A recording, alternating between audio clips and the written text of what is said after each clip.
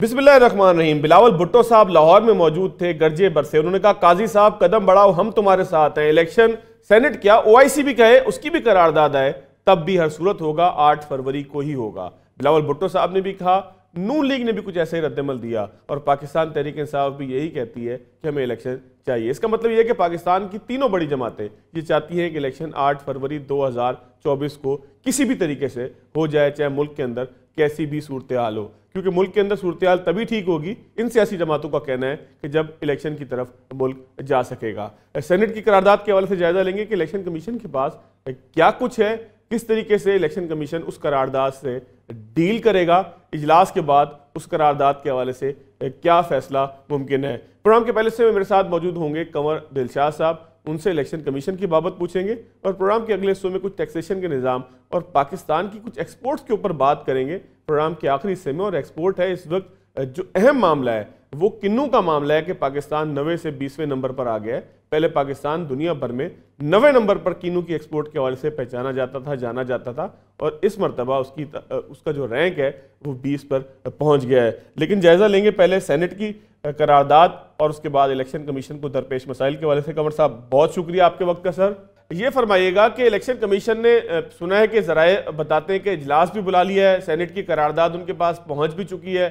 Senate की करारदाद हो, कौमी असम्बली की करारदाद हो, किसी सूबाई असम्बली की करारदाद हो, इसकी इलेक्शन कमीशन के सामने हैसियत क्या होती है आम हालात में, और फिर ख़ास तौर पर इन हालात के अंदर कि जब सुप्रीम कोर्ट का फैसला मौजूद हो जिसमें पत्थर पे लकीर करार दिया जा चुका हो। तो दोनों हालात को अगर आप इलेक्शन कमीशन के कानून की नज़र से या उनके पास जो दायरा इख्तियार है उसकी नज़र से अगर आप कुछ गाइड कर सकें।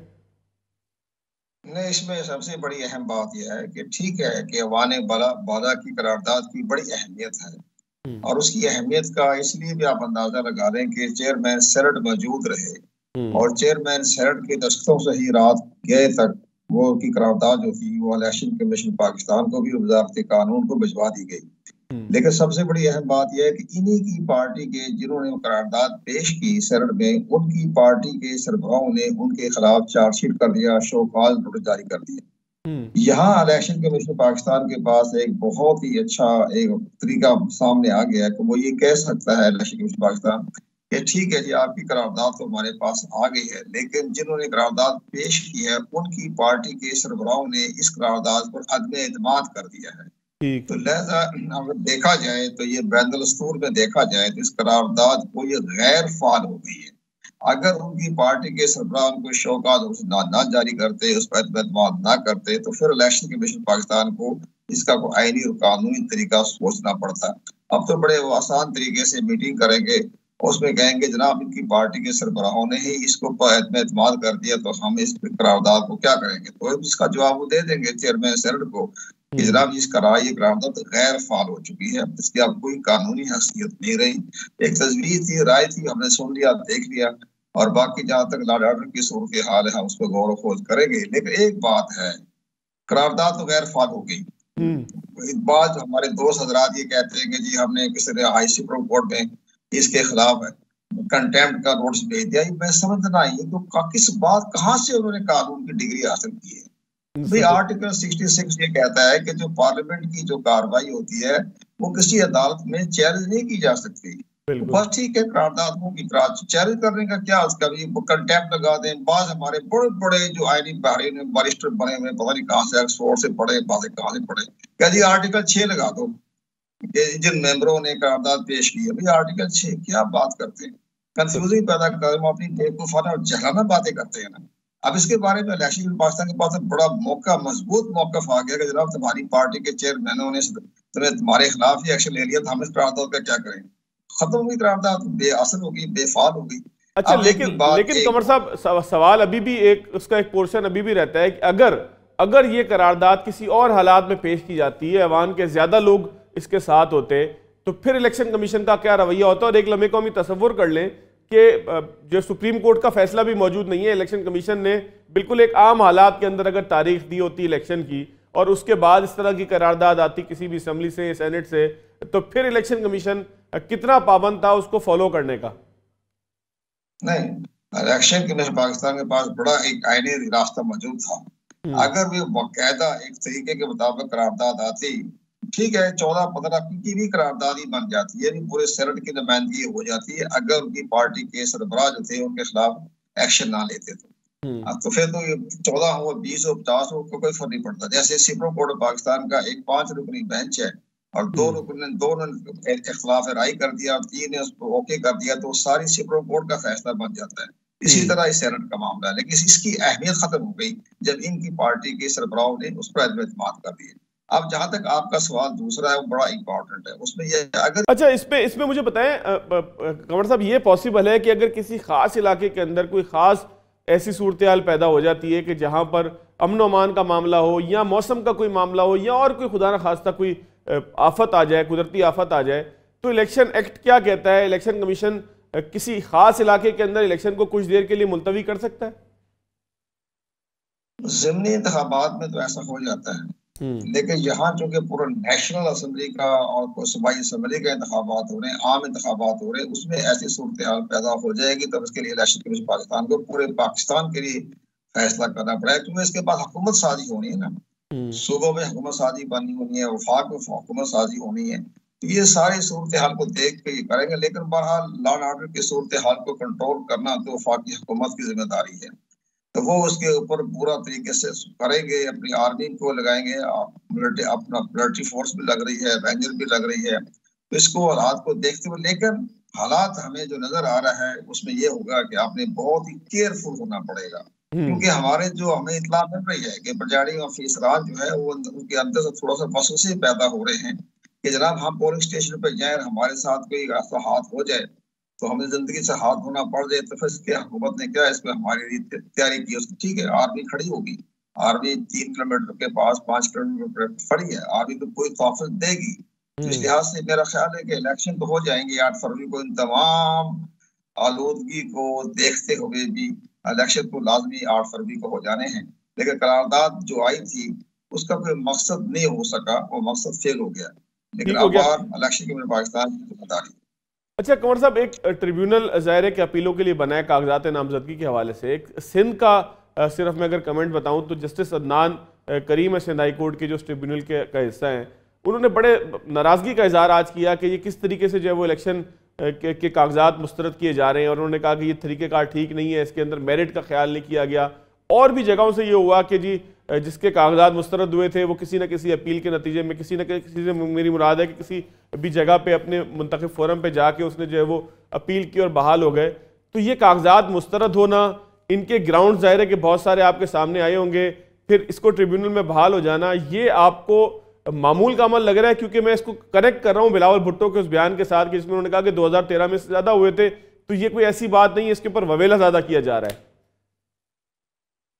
नहीं, इसमें दुरुस्त है बात, हमें भी महसूस हुआ, मुझे अपने तजर्बे की रोशनी में मुझे भी बड़ा हैरानगी हुई कि मुझे बड़ा एतमाद था अपनी ब्यूरोक्रेसी पर। मैं कहा हमारी ब्यूरोक्रेसी जो है वो तमाम क्राइसिस को, हालात को देखती है, बड़े बड़े क्राइसिस से गुजर जाती है, लेकिन इन्होंने जो कागजात नामजदगी के वक्त उन्होंने अपना विजन इस्तेमाल नहीं किया, विजन इख्तियार नहीं, जो इलेक्शन कमीशन ने बार बार हदायत भी जारी की कि आपने उसको गैर देखना है, उसमें छोटी मोटी कोई मामला हो जाए, अपने शनाख्ती कार्ड पे उसका एक्सपायर शुदा कोई शनाख्ती कार्ड है, अगर इलेक्टोरल रोल का सीरियल नंबर दुरुस्त नहीं है, अगर नाम की स्पेलिंग दुरुस्त नहीं है, और किसी सारी चीजें आप उसको इग्नोर करते हैं, उसको छोटी छोटी जो मामला होते हैं उसको आप नजरअंदाज करते हैं।